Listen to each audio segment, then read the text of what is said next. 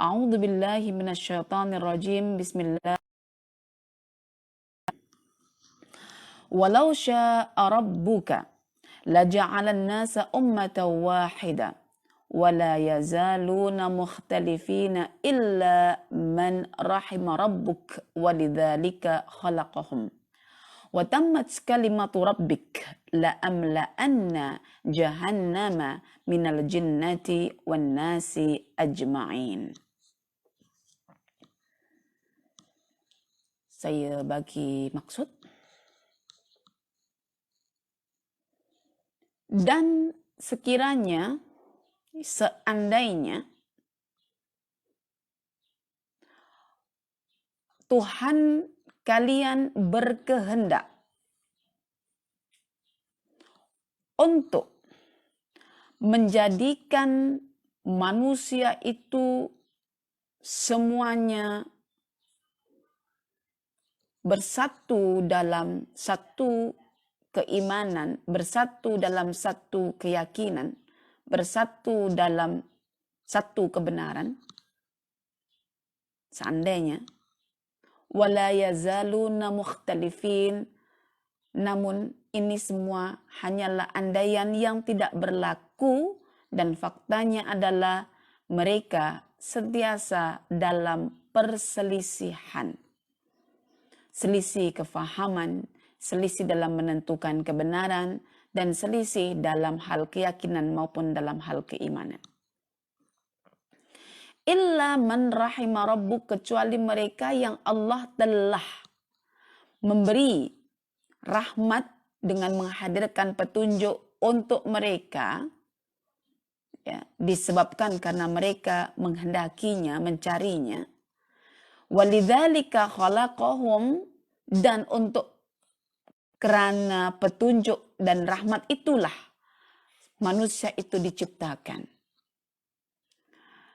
Akan tetapi telah tetap yang tidak boleh dikacau lagi keputusan Allah, ya, bahwa neraka itu akan ramai dipenuhi oleh kalangan jin dan manusia.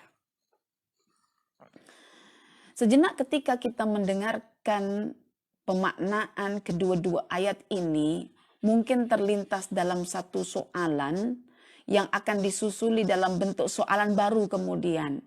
Mungkin pertanyaan itu, siapa sebetulnya golongan yang akan menempati surga itu? Adakah saya termasuk bahagian di dalamnya? Dan bagaimana caranya agar saya tidak termasuk dalam golongan orang-orang yang menempati neraka itu? Itu mungkin sekilas persoalan yang muncul ketika kita mendengarkan pemaknaan ayat-ayat tersebut. Baik. Kita akan bagi penafsiran, ya, dan dalam hal ini saya memilih satu tafsir, ya, Fathul Qadir, ya, punya Asy-Syaukani. Dalam tafsiran itu, ya, cukup kemas, ya. Dalam tafsir itu, ketika beliau, penulis tafsir itu menafsirkan ayat 118, beliau menafsirkan begini. Sekiranya Allah berkehendak untuk menjadikan semua manusia itu berada pada satu agama, yaitu agama Islam, dan berada pada satu kebenaran, yaitu kebenaran Islam, tentulah mereka tidak akan berselisih. Ya. Akan tetapi faktanya mereka itu berselisih. Ya. Dan beliau melanjutkan lagi tafsirannya. Dan yang tidak berselisih itu adalah orang-orang yang diberi rahmat oleh Allah. Dan orang-orang yang diberi rahmat oleh Allah ialah orang-orang yang diberi hidayah oleh Allah. Hidayah untuk memeluk Islam, hidayah untuk merasakan kebenaran Islam. Akan tetapi Allah telah menetapkan berasaskan pengetahuannya, yang pengetahuannya itu telah mendahului apa sahaja yang diciptakannya, dan pengetahuannya itu tanpa ada unsur untuk memaksakan kehendak manusia agar beriman atau agar kufur, tetapi pengetahuan itu lebih kepada mengetahui tanpa unsur pemaksaan di mana manusia diberikan kebebasan untuk memilih, faman syaa'a falyu'min wa man syaa'a falyakfur, memilih untuk beriman untuk mendapat petunjuk atau memilih untuk kufur mendapatkan kesesatan. Itu terpulang pada pilihan manusia, dan Allah mengetahui apa yang dipilih oleh manusia, dan Allah menghendaki apa yang dipilih oleh manusia, lalu dengan kehendak itu Allah mewujudkan apa yang dipilih oleh manusia. Dan nyatanya apa yang dipilih oleh manusia kebanyakannya adalah kesesatan, sehingga Allah mengatakan la'amla'anna jahannama minal jinnati wan nasi ajma'in. Allah akan memenuhi neraka itu banyaknya daripada golongan jin dan juga manusia. Dalam surah At-Tahrim disebutkan bahwa jin dan manusia akan menjadi bahan bakarnya neraka. So, api yang menyala-nyala itu akan semakin kuat tatkala manusia dan jin dimasukkan sebagai bahannya untuk menguatkan nyala api itu. Ketika saya memahami tafsiran Asy-Syaukani dalam Fathul Qadir ini, saya sangat bersetuju. Dalam arti bersetuju itu ketika ada ayat Quran yang hampir semakna dengan ayat ini. Ya, mungkin puan-puan, tuan-tuan boleh merujuk dalam Al-Quran surah As-Sajdah. Dan alhamdulillah mungkin kebanyakannya orang Malaysia pun sudah menghafalnya. Ya, walaupun hafal itu tanpa satu niatan, tetapi karena kerapnya mendengar pada hari Jumat yang dibacakan oleh imam. Ya, Allah berfirman dalam surah As-Sajdah, surah yang ke-32, ya, ayat yang ke-13, Allah berfirman, "Walau syi'na la'ataina kulla nafsin hudaha, walakin haqqal qawlu minni la'amla'anna jahannama minal jinnati wan nasi ajma'in." Perasaan sama kata?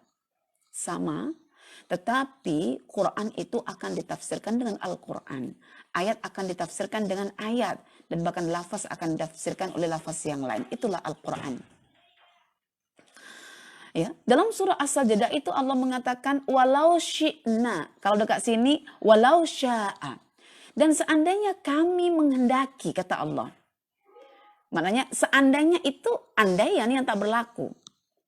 La'ataina kulla nafsin hudaha. Setiap manusia akan kami beri petunjuk. Ya. Bermakna di sini la ja'alan nasa ummatan wahida, itu manusia akan diberikan petunjuk semuanya. Petunjuk apa? Untuk berketaatan, untuk memeluk Islam. Ya, petunjuk untuk beriman lalu berketaatan. Ya. Tapi Allah katakan walakin haqqal qawlu minni la'amla'anna jahannama minal jinnati wan nasi ajma'in. Ya, makna tersiratnya adalah Allah tidak berkehendak untuk memberi petunjuk semuanya itu, sehingga karena Allah tak berkehendak memberi petunjuk, semuanya kebanyakannya masuk neraka. Tetapi ketika Allah tidak memberikan petunjuk itu bukan maknanya Allah memang memaksakan manusia untuk sesat. Sesat atau berpetunjuk itu adalah pilihan. Maka tolong perhatikan baik-baik tafsiran ini, mengikut tafsiran para ulama tafsir, khususnya mereka ahli tafsir yang menekuni dalam bidang tauhid. Jangan menggunakan tafsiran suka-suka hati, karena tafsiran itu kebanyakannya nanti ya yang terkait dengan kehendak Allah boleh menyesatkan manusia. Dan mengenai hal itu diperbincangkan dalam kitab Fawaidul Fawaid. Banyak ya, ada beberapa ayat Quran, ada beberapa sunnah Nabi yang tidak difahami dengan baik, akhirnya menetijahkan kekufuran bahkan kemurtadan. Baik, puan-puan, tuan-tuan semuanya, ya. Jadi kita sudah memahami makna dua ayat ini, bahwa maknanya adalah begini: Allah tidak menghendaki seluruh manusia itu berada bersatu padu dalam petunjuk, sehingga jangan heran kalau mereka saling berselisih faham. Kecuali mereka yang memang diberi Allah petunjuk, lantaran mereka mencari petunjuk, menginginkan petunjuk itu, maka mereka akhirnya dirahmati oleh Allah. Dan sebetulnya tujuan penciptaan adalah supaya manusia itu mendapatkan petunjuk yang dikehendaki oleh Allah. Namun sayangnya kebanyakan manusia itu tidak mencari jalan petunjuk, sebaliknya larut dalam kenikmatan dunia, akhirnya tersesat dan akhirnya jatuh ke neraka, dan neraka itu disebut sebagai neraka jahanam, yang disitulah tempatnya manusia-manusia yang sesat karena berkehendak memilih kesesatan. Baik, itu pemaknaannya, tafsirannya. Lalu untuk memahami dan merenungi ayat ini, mari kita hadirkan kalimat istifham ya, beberapa ayat yang berbentuk soalan. Siapakah sebetulnya penghuni neraka itu dan bagaimana caranya agar kami ini tidak termasuk dalam kategori penghuni neraka yang Allah katakan la'amla'anna jahannama minal jinnati wan nasi ajmain. Apabila kita memperhatikan ayat ini, sesungguhnya orang-orang yang akan menempati neraka jahanam itu adalah orang-orang yang tidak dirahmati oleh Allah. Ya, ada kata illa man rahima rabbuk. Dan orang-orang yang tidak mendapatkan rahmat dari Allah itu bermakna orang-orang yang tidak mendapatkan petunjuk dari Allah. Ya. Disebabkan karena mereka tidak memilih untuk mendapatkan petunjuk. Dan petunjuk itu dalam Al-Quran disebutkan bahwa petunjuk itu adalah keislaman, yaitu dengan memeluk agama Islam lalu mentaati apa yang Allah perintahkan dalam keislaman itu. Ya, jadi sekali lagi, orang-orang yang dikatakan sebagai penghuni neraka itu adalah orang-orang yang tidak mendapatkan rahmat dari Allah. Dan orang-orang yang tidak mendapatkan rahmat dari Allah adalah orang-orang yang tidak memperoleh petunjuk disebabkan karena mereka tak menghendakinya. Dan petunjuk dalam Al-Quran itu disebut sebagai keislaman, itu berdasarkan Al-Quran surah Al-An'am ayat 125. Ya. Faman yuridillahu ayyahdiyahu yashrah sadrahu lil Islam. Sudah kita bincangkan ya.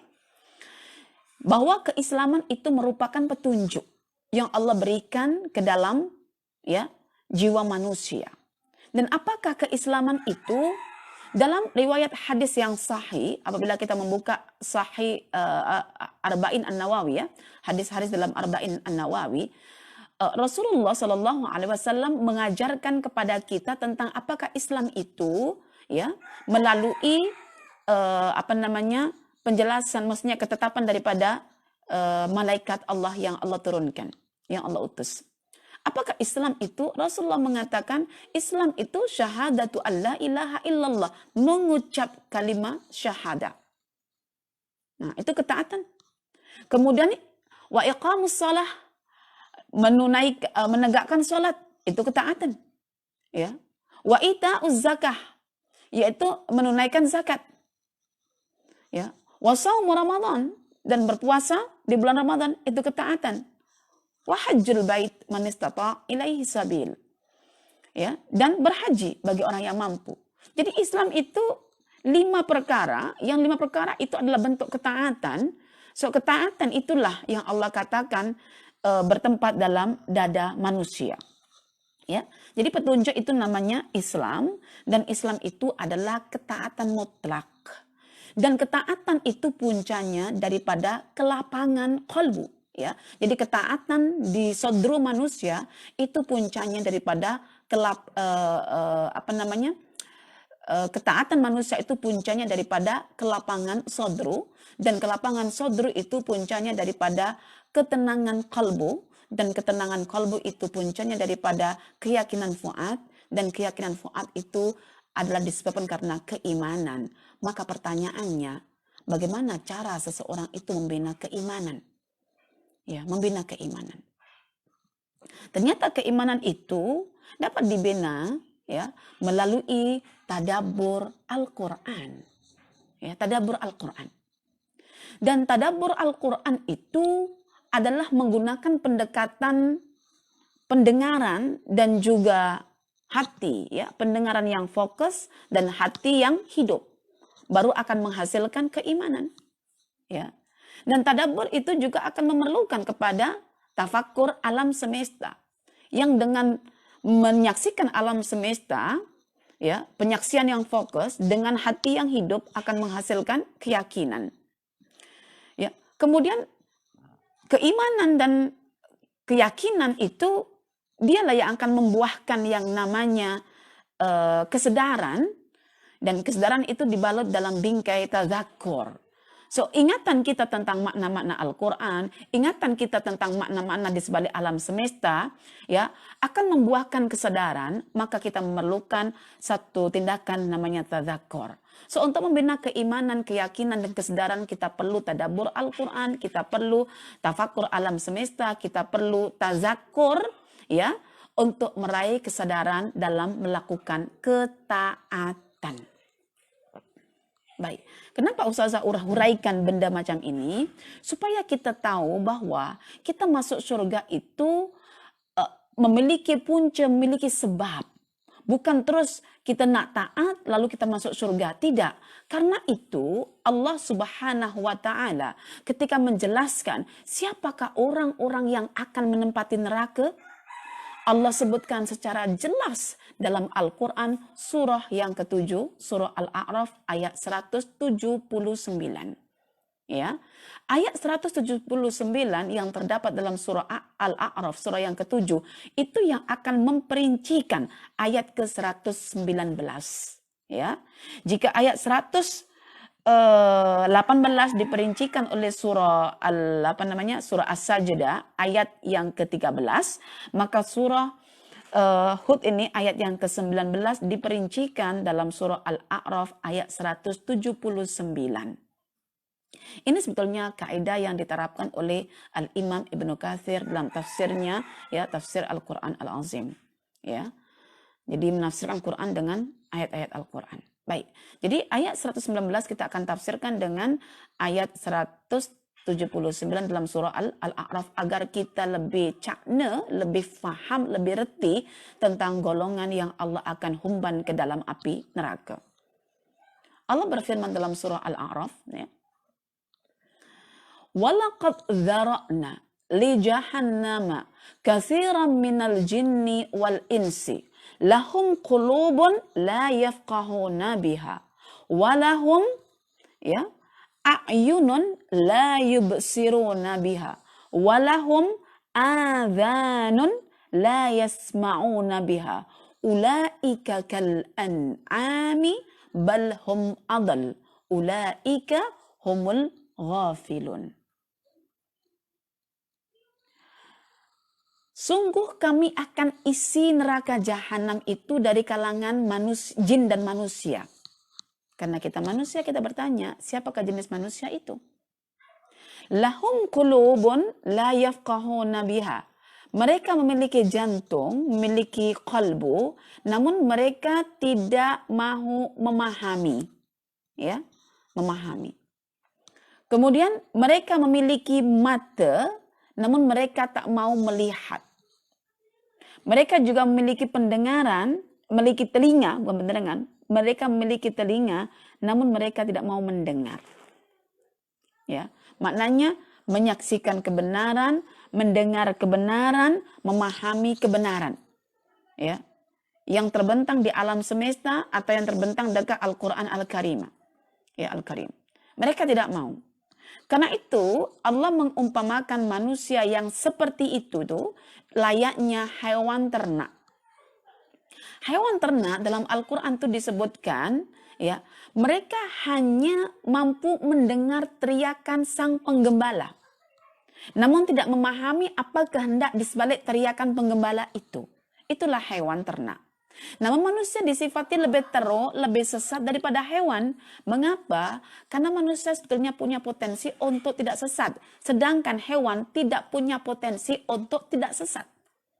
Karena hewan tidak memiliki akal, sedangkan manusia itu memiliki akal. Maka ketika manusia tak menggunakan akalnya, maka mereka lebih sesat, lebih teruk daripada hewan ternak.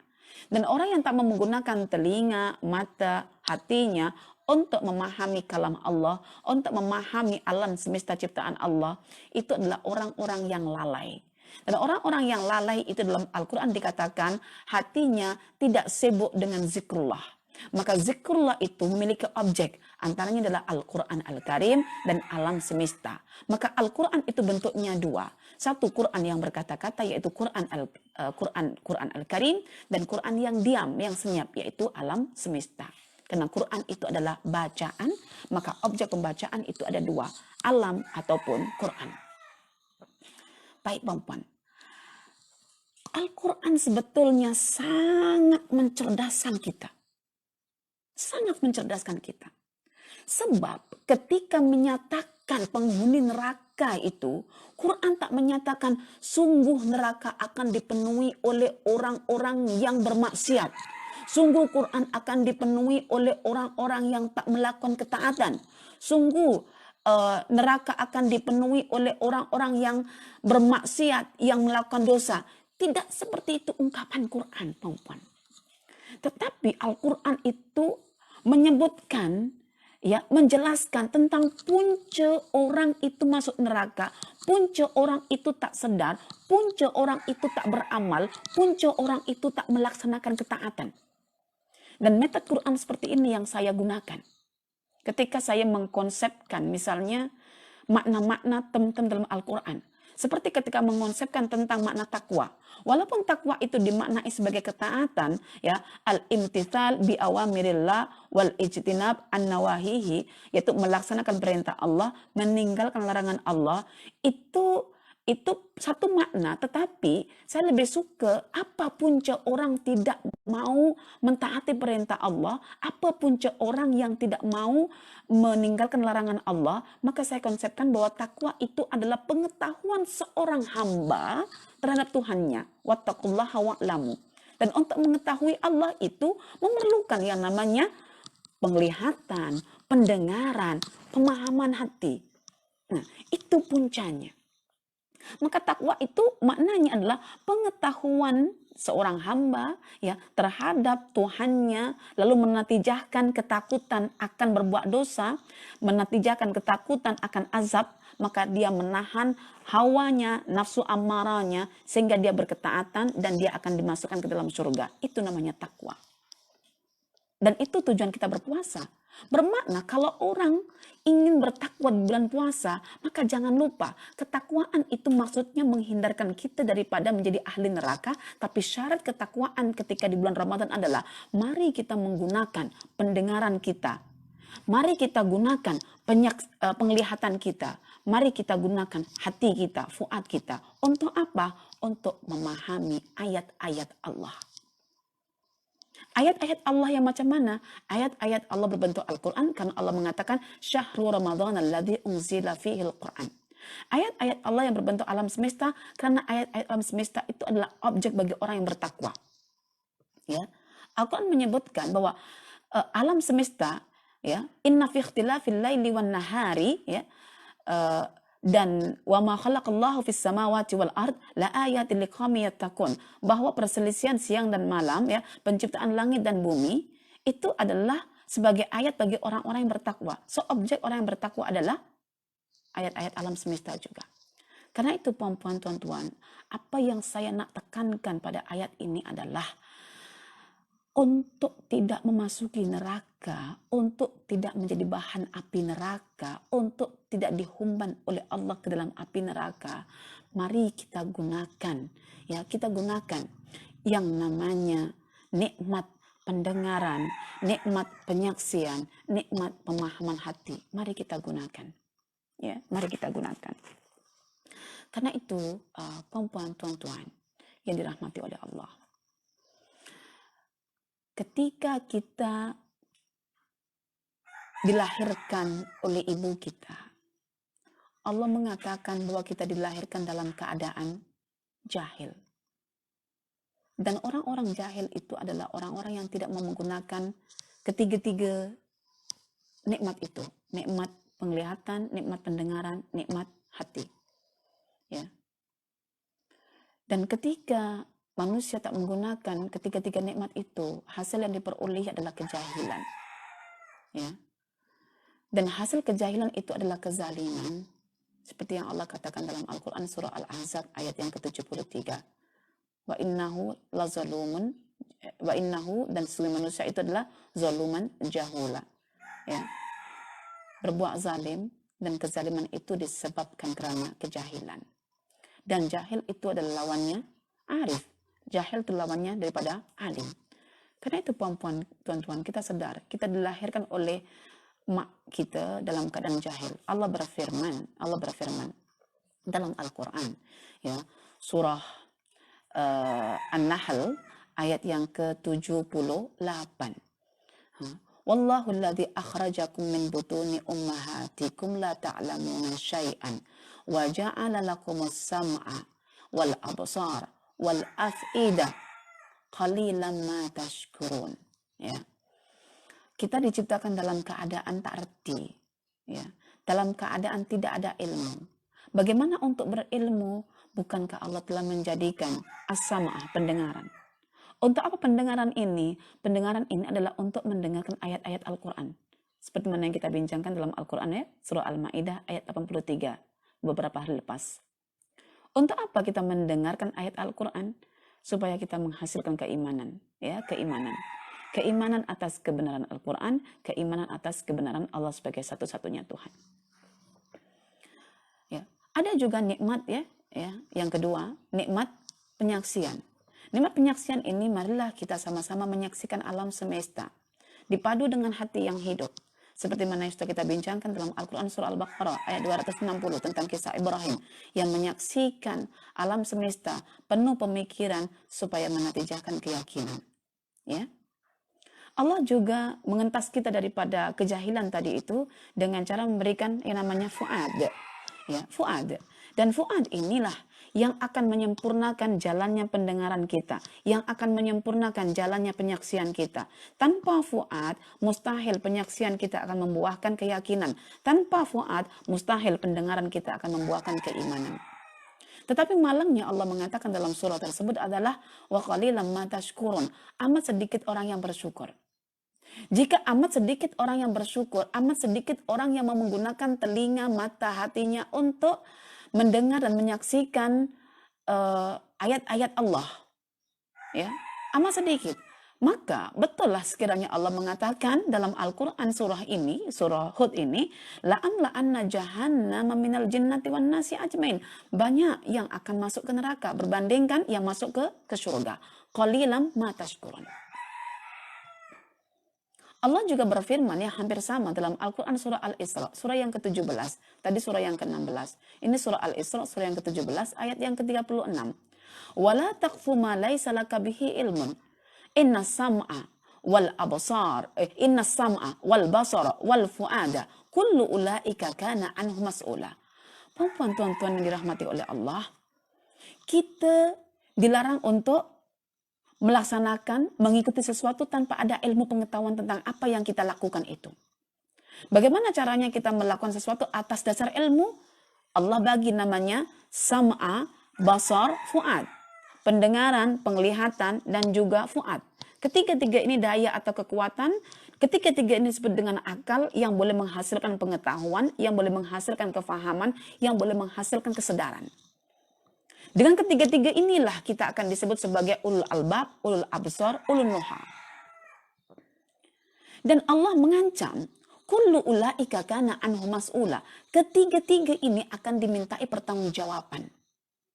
Sejenak mungkin kita akan berpikir atau bertanya, betulkah Ustazah bahwa mata, telinga, hati, pendengaran, penyaksian, pemahaman akan dimintai oleh Allah pertanggungjawaban? Bukankah yang dimintai pertanggungjawaban yang akan ditanyakan nanti adalah kenikmatan? Puan-puan, tuan-tuan, Quran tidak saling bertentangan satu sama lain, tapi Quran saling menafsirkan. Karena itu, kita akan dapatkan dalam Al-Quran, dan ini yang akan memotivasi kita untuk tidak menjadi ahli neraka, untuk menjadi ahli surga. Ya, Allah mengatakan dalam Al-Quran, ya, pertama dalam Al-Quran surah yang ke-102, surah At-Takasur, summa latus'alunna yawma idzin 'anin na'im, bahwa kenikmatan itu yang akan dimintai pertanggungjawaban, ya. Apa yang akan disoal oleh Allah? Pertama, dikatakan yang disoal oleh Allah adalah kenikmatan. Thumma latus'alun. Ya. Kelak kalian akan ditanya anin naim, tentang kenikmatan. Ya. Tentang kenikmatan. Nikmat itu akan ditanya oleh Allah. Ya. Dan An-Nabulsi dalam tafsirnya menyebutkan nikmat ada 3 jenis. Nikmatul ijad, nikmatul imdad, dan nikmatul irsyad. Nikmatul ijad itu adalah nikmat kejadian, nikmat penciptaan, ya, di mana kita diciptakan oleh Allah memiliki mata, telinga, ya, jantung, semua kita memilikinya. Itu nikmat. Itu nikmat. Dan nikmatul imdad, ya, dengan mata, telinga, hati itu kita boleh berinteraksi, ya, boleh berinteraksi, akhirnya kita punya istri. Istri itu nikmat bagi kita, punya anak, anak itu nikmat, punya pekerjaan, pekerjaan itu nikmat, dan lain sebagainya. Lalu nikmatul irsyad, ini bergantung, orang semua boleh memilih, ya, memilih. Nikmatul irsyad adalah Allah mengutuskan para rasul, para nabi untuk menyampaikan, untuk menjelaskan tentang kitab suci yang membimbing manusia menuju surga. Dan ini pilihan manusia. Baik, jadi yang ditanyakan oleh Allah, ya, latus alunna, ditanya, al-mas'ula, yang akan dimintai pertanggungjawaban adalah nikmat. Tetapi Allah juga menyebutkan dalam Al-Quran, surah lain, bahwa, ya, dalam Al-Quran surah yang ke-17, ya, yang ke-17, ayat yang ke-36, ya, bahwa yang akan ditanya oleh Allah nanti kita adalah pendengaran, ya, as-sam'a, ya, pendengaran. Kemudian al-basar, penglihatan, wal fu'ad, dan hati atau fu'ad itu, ya. Itu yang akan dimintai pertanggungjawaban oleh Allah. Ya, macam kontradiktif, ya.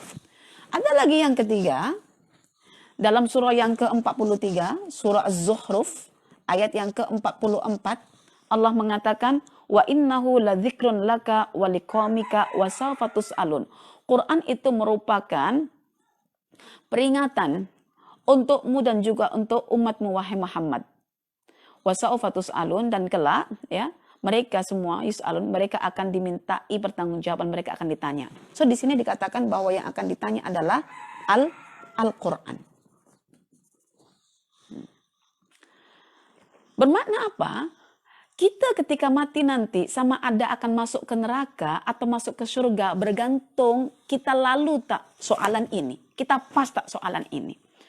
Adakah kita mampu mempertanggungjawabkan ketiga-tiga ini? Apa hubungan ketiga-tiga ini? Baik, kita mulakan dari surah ini, ya, surah Makkiyah. Kita akan dimintai pertanggungjawaban berupa nikmat al-ijad, nikmat penciptaan kita ini. Kejadian kita. Ya. Kita akan ditanya oleh Allah nikmat ini. Dan nikmat itu adalah berbentuk pendengaran, penglihatan, dan hati atau pemahaman. Dan pendengaran, penglihatan ini objeknya adalah Al-Quran. Kita akan mendengarkan Quran, kita akan melihat Al-Quran, kita akan memahami Quran. Karena itu Quran dibagi dua. Quran yang berkata-kata, yaitu Al-Quran Al-Karim, dan Quran yang diam, yang senyap, yaitu alam semesta. Ya, Quran yang berkata-kata, kita boleh menggunakan pendekatan yang namanya penglihatan dan qalbu dan fuad, ya, sehingga kita beroleh keyakinan, ya, terhadap Quran yang diam ini kita menggunakan pendengaran dan juga fuad, ya, fuad di sini fuad, ya, fuad, untuk mendapatkan keimanan. So bermakna tidak bercanggah sekiranya tidaklah seorang hamba itu, ya, masuk ke dalam kubur, alam kubur, melainkan dia akan ditanya siapakah Tuhanmu. Betul. Dan ini ada hubungannya dengan ini. Daripada nikmat penciptaan, nikmat pendengaran, penglihatan, dan fuad, nikmat Al-Quran. Lalu Quran itu bila difahami dengan menggunakan metode yang baik, benar, dan tepat akan menghasilkan keimanan. So iman nanti itulah jawaban sebagai bentuk pertanggungjawaban atas nikmat-nikmat yang Allah hadirkan. So bila kita pas, kita berjaya menjawab persoalan Allah, siapakah Tuhanmu? Allah. Siapakah nabimu? Muhammad sallallahu alaihi wasallam. Karena hakikatnya ketika kita belajar Quran, kita belajar untuk mempercayai Al-Quran itu benar. Dan mempercayai Quran itu benar, maknanya mempercayai kenabian Muhammad sallallahu alaihi wasallam. Dan mempercayai kenabian Muhammad sallallahu alaihi wasallam bermakna mempercayai apa yang disampaikannya. Dan apa yang disampaikannya cuma tiga. Tiga prinsip keimanan, yaitu beriman kepada Allah, beriman kepada kenabian Muhammad sallallahu alaihi wasallam, dan beriman dengan datangnya hari kiamat. Demikianlah ya, puan-puan, tuan-tuan, cara kita untuk tidak menjadi ahli neraka, tidak dihumban oleh Allah ke dalam neraka. Jangan kita terjebak oleh apa sangkaan, persepsi yang dibina bukan atas dasar pemikiran Al-Quran, tetapi dibina atas sangkaan semata. Bagi saya, Quran begitu mencerdaskan. Huraian-huraiannya cukup membuat kita kritis, ya. Ada satu buku yang ketika saya baca juga, ya, dan saya rasa penulis ini memang sudah mengalami satu perubahan dalam dirinya ketika berinteraksi dengan Al-Quran. Dan saya mengharapkan puan-puan, tuan-tuan ketika membaca Al-Quran juga mengalami perubahan yang cukup signifikan, perubahan yang akhirnya tidak menselesaikan kita sebagai seorang awam, tapi membuat kita teringin, bercita-cita, bertekad untuk jadi orang yang alim, ya. Satu buku yang ditulis oleh Dr. Mustafa Mahmud ketika membaca Al-Quran begitu mencerdaskan. Banyak huraian-huraian Quran yang menentang, ya, yang motivasi akal kita, menyentuh hati kita. Dan huraian ini disebut dalam beberapa tema-tema tertentu, dan ketika berinteraksi dengan tema-tema itu nampak tercerahkan, ya, akal kita, nampak sumbatan-sumbatan dalam akal kita itu mengalami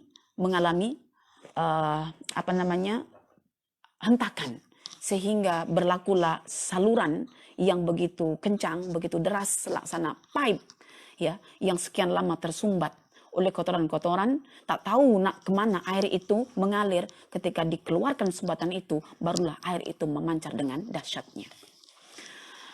Oke, puan-puan, tuan-tuan yang dirahmati oleh Allah, sejenak kita menghadirkan renungan terhadap dua ayat ini. Renungannya adalah, mari bersama-sama kita mensyukuri nikmat kejadian kita ini, di mana Allah telah menjadikan kita memiliki mata, memiliki telinga, memiliki jantung hati, di mana Allah telah menyediakan di sebalik mata itu kekuatan untuk menyaksikan, di sebalik telinga itu kekuatan untuk mendengar, yang kedua-dua kekuatan itu akan berinteraksi dengan brain kita, dengan otak kita untuk menatijahkan pengetahuan. Ya, kedua-dua nikmat itu kita syukuri dengan cara apa? Mengaitkan kedua-dua nikmat itu dengan nikmat fuad yang akan menyempurnakan pengetahuan itu berubah menjadi sebuah kefahaman, dan dari kefahaman berubah menjadi sebuah aksi ketaatan, ya, kesedaran.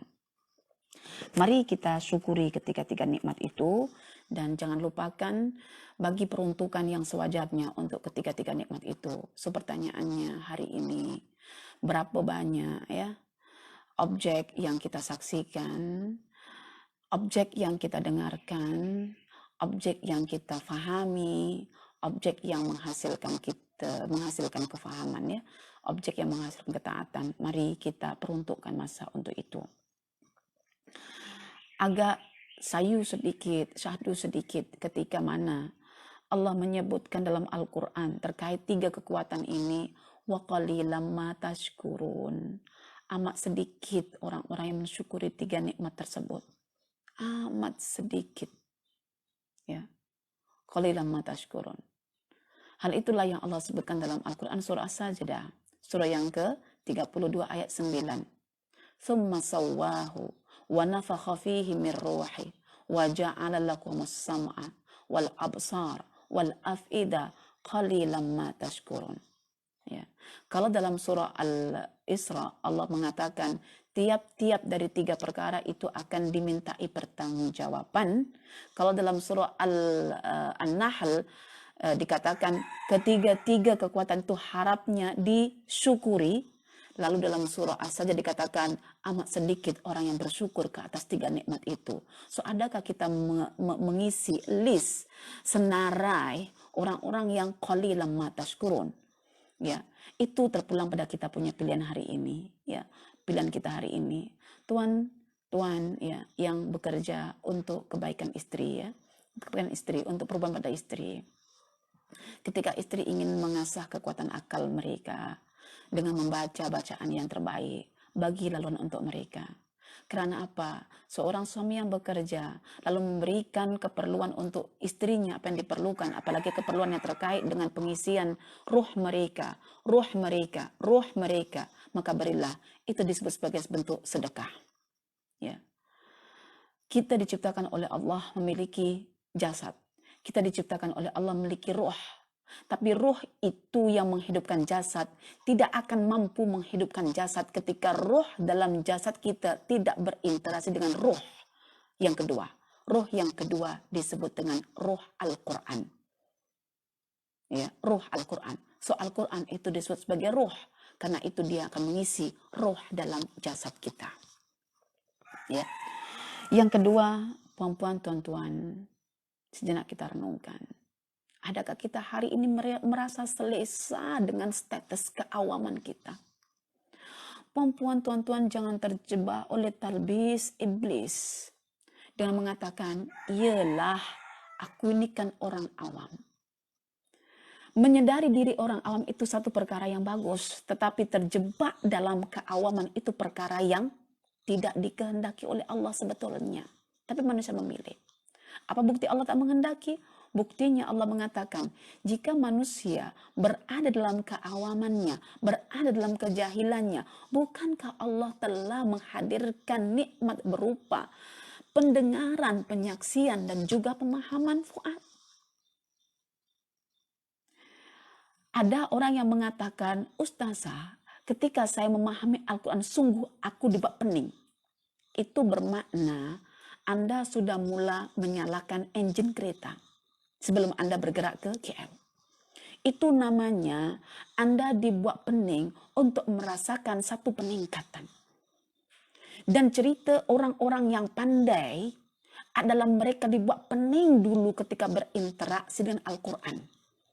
Merasa diri begitu tak pandai dengan Quran, merasa diri tak reti Quran, semakin akhirnya bergantung dengan Allah pemilik ya ilmu, sehingga Allah pun berkenan untuk mengkurniakan ilmu kepada orang-orang yang dibuat telah pening terlebih dahulu. Belajarlah kepada orang-orang pribadi-pribadi yang dulunya merasa pening, tapi hari ini merasakan kenikmatan di sebalik kepeningan. Kepeningan itu sesuatu yang kita tak menghendakinya, bukan? Kepeningan itu sesuatu yang kita membencinya, bukan? Tapi semalam kita bincang, di sebalik sesuatu yang kita benci itu, Allah akan meletakkan kebaikan untuk kita. Ya, maka teruskan belajar Al-Quran, teruskan belajar tentang Al-Quran yang diam, teruskan belajar tentang Al-Quran yang berkata-kata. Kedua-duanya lah yang akan membuat kita mampu untuk mempertanggungjawabkan kelak ketika kita berjumpa dengan Allah Subhanahu wa Ta'ala di akhirat. Ya. Jadi puan-puan, tuan-tuan, sebagai kesimpulannya, surga diperuntukkan bagi orang-orang yang mahu menggunakan pendengaran, penyaksian, ya, mata, telinga, dan hatinya untuk merenungkan, menghayati, dan membumikan Al-Quran dalam bentuk ketaatan praktis. Dan ketaatan itulah yang disebut dengan keislaman, dan keislaman itulah yang disebut dengan petunjuk. Faman yuridillahu ayyahdiyahu yashrah sadrahu lil Islam. Ya, kita berdoa semoga Allah berkenan memberikan petunjuk untuk kita, dan kita juga berkehendak hari ini untuk mencari petunjuknya. Wallahu a'lam bissawab. Aqulu qauli hadza wa astaghfirullah li wa lakum. Wassalamu alaikum warahmatullahi wabarakatuh.